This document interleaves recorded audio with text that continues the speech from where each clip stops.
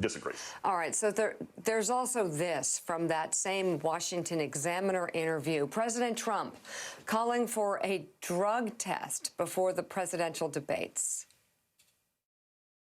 What nobody thought is that he was even going to win, because he had debate performances was so bad. Frankly, his best performance was against Bernie.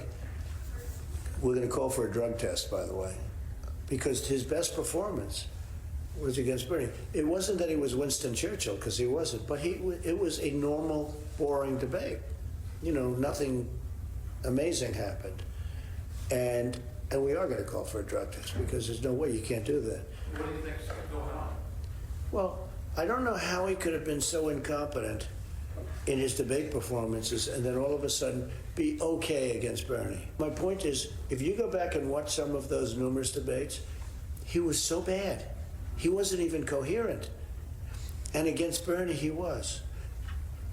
And we're calling for a drug test. So is this like a prize fight where beforehand you have a test? Well, it is a prize fight. It's no different than the gladiators, except, we have to use our brain and our mouth and our body to stand. I want all standing, that was what they wanted to sit down.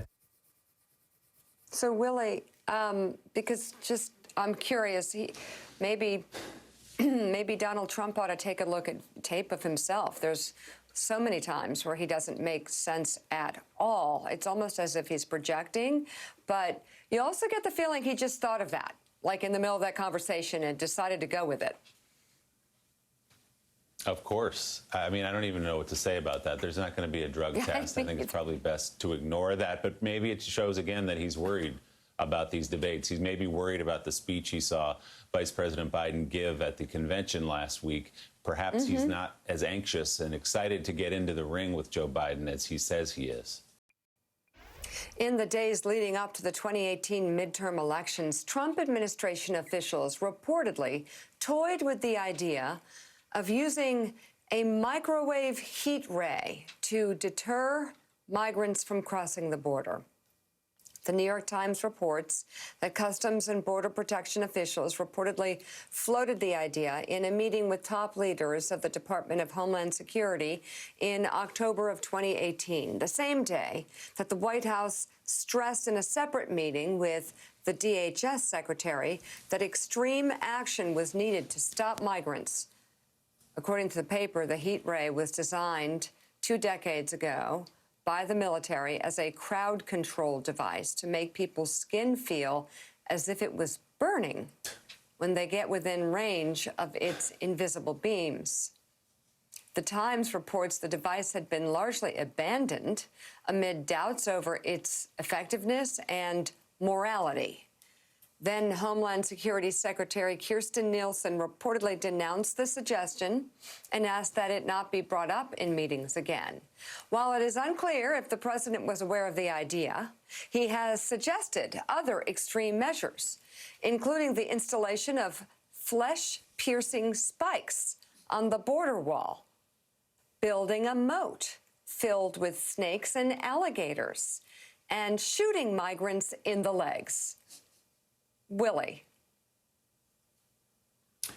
If I didn't know better, that story would read like a parody of someone doing the most extreme, ugly, ineffective, immoral things possible at the border, but they were on the table. Meanwhile, the Trump administration officials are defending a new CDC recommendation that calls for people without COVID-19 symptoms to abstain from testing. Even as scientists warn the policy could hinder an already weak federal response as schools reopen and a fall wave looms. There were conflicting reports over who was responsible for initiating that order. According to the New York Times, 2 federal health officials said the shift came as a directive to the CDC from higher-ups at the White House and the Department of Health and Human Services. But Admiral Brett Giroir, the administration's coronavirus testing czar, called it a CDC action. He did acknowledge, though, the revision came after a vigorous debate among members of the White House Coronavirus Task Force. According to an Axios report, Dr. Anthony Fauci was in surgery under general anesthesia when the task force approved the revisions to the CDC testing recommendations last Thursday. And Dr. Fauci was asked about it later and said it was just an unfortunate coincidence that he was in surgery when that decision was finally made.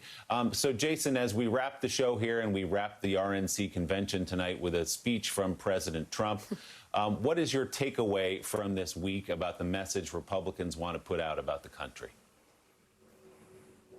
Willie, they don't have a message. Usually in an election, it's between two parties who more or less agree on the rules and decide that they're going to seek votes. The Democrats are trying to have an election. The Republicans are trying to destroy the UPS, debunk voting opportunities, and prevent people from actually voting them out of office.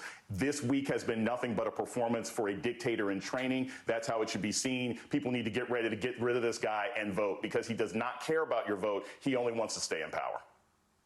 On that note, that does it for us this morning.